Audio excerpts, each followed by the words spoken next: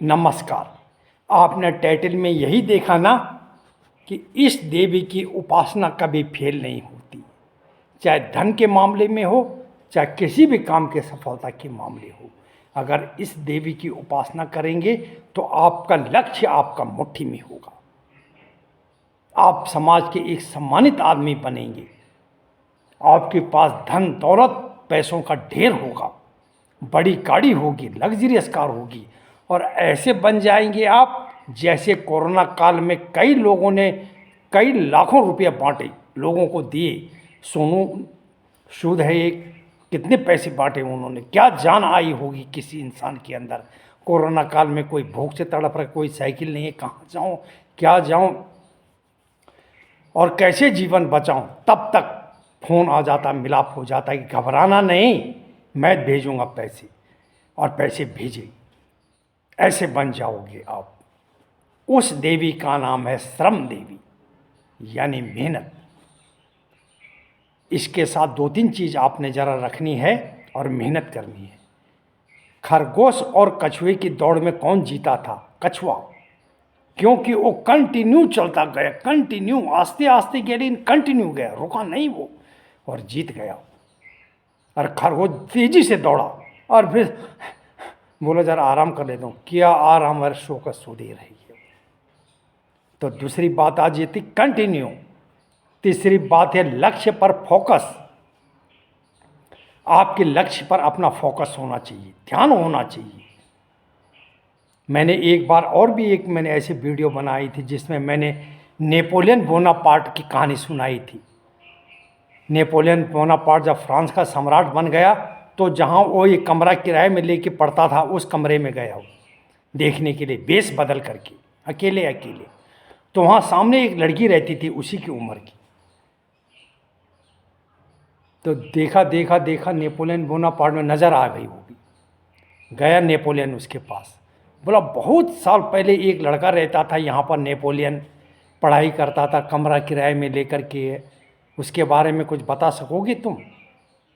तो लड़की बोला वो नेपोलियन, ऐड बेकार बकवास, नीरस था वो, बोगस था वो।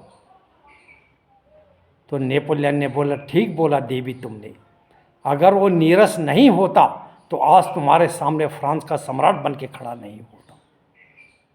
तो आपको इन चीज़ों के प्रति नीरस होंगे, जैसे होंगे आपका दिमाग एकदम फोकस होने लग जाएगा अपने लक्ष्य की तरफ में, और दिशा, सही दिशा की तरफ चलना। मजदूर मजदूरी रह जाता है, और उन्हीं मजदूरों में से कई मजदूर फिर मिस्त्री, और फिर ठेकेदार, फिर अरबपति और करोड़पति भी बनते, क्योंकि ये दौड़ाया उसने।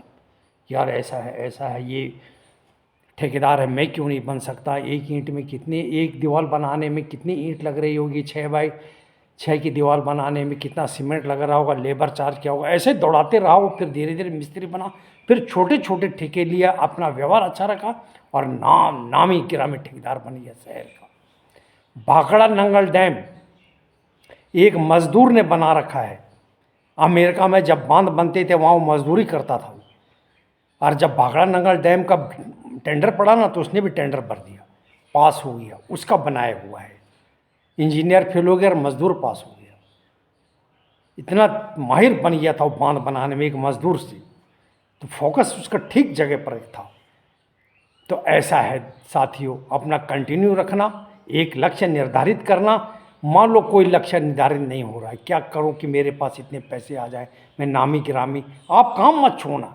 चाहे आपको सिक्योरिटी गार्ड में कहीं काम मिल जाए, काम करते रहना, वहाँ से सोचना, बैठे बैठे नहीं।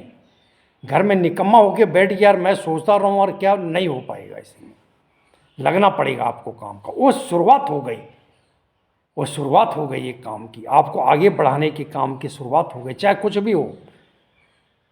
हमने बीटेक को भी फौज में भर्ती भी देखा, बीटेक कर रहा था जब भर्ती हुआ, उसने बोला बीटेक में भी क्या है, अगर एक्सीलेंट हो जाओ तब भी परेशानी, और ना हो तब भी परेशानी।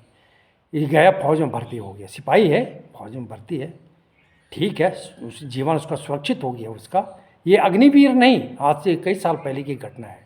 हाँ, तो साथियों ऐसा होता है, कंटिन्यू रखना, घर में बैठ कर के मत बनाना प्रोग्राम, निकल जाना बाहर। ये मत सोचना मैं इतना पढ़ा लिखा हूँ, ये हूँ वो हूँ। एक लड़का अभी मंदिर में आया था कुछ दिन पहले, आजमगढ़ से आया था, तो वो एमएससी है, एमएससी, और वहाँ पढ़ाता था वो क्लासों में, प्राइवेट स्कूल कॉलेजों में। फिर यहाँ आया वो, स्कूल कॉलेजों में भी कोई खास नहीं दे रहे थे, 5-6 हज़ार 4-6 हज़ार ऐसे ही दे रहे थे। उसने यहाँ आकर के पहले तो पकड़ा एक लकड़ी के गोदाम में काम, फिर पकड़ा उसने सिक्योरिटी गार्ड का काम, डबल डबल ड्यूटी दी उसने। अच्छा खासा पैसा के चला गया वो, यूपी से आया था आजमगढ़ से, तो क्वालिफिकेशन नहीं देखी उसने, वो सिक्योरिटी गार्ड में खड़ा हो गया, खटाल में खड़ा हो गया, वो लकड़ी के खटाल में तोलने लग गया वो लकड़ी। वो जहाँ उसको अच्छा मिला लगा रहा हो, तो उसको नहीं मिलेगा क्या रास्ता मिलेगा। तो ऐसा है, शर्म देवी की उपासना कभी फेल नहीं होती। बस इसके साथ 3-4 चीज़ जोड़ देना, अपना लक्ष्य, कंटिन्यूटी, इसको थोड़ा दौड़ाते रहना, आगे बढ़ना है ना। आप शहर के नंबर 1 बनना चाहते हैं ना, तो इसके लिए आप बार बार सोचोगे। वो जो 10 सेक्रेट किताब में नहीं है कि जैसे ही आपने सोचा कि मैं शहर का एक सम्मानित इंसान बनूंगा, आइडिया आने लग जाएंगे आप, और उस आइडिया पे काम करना।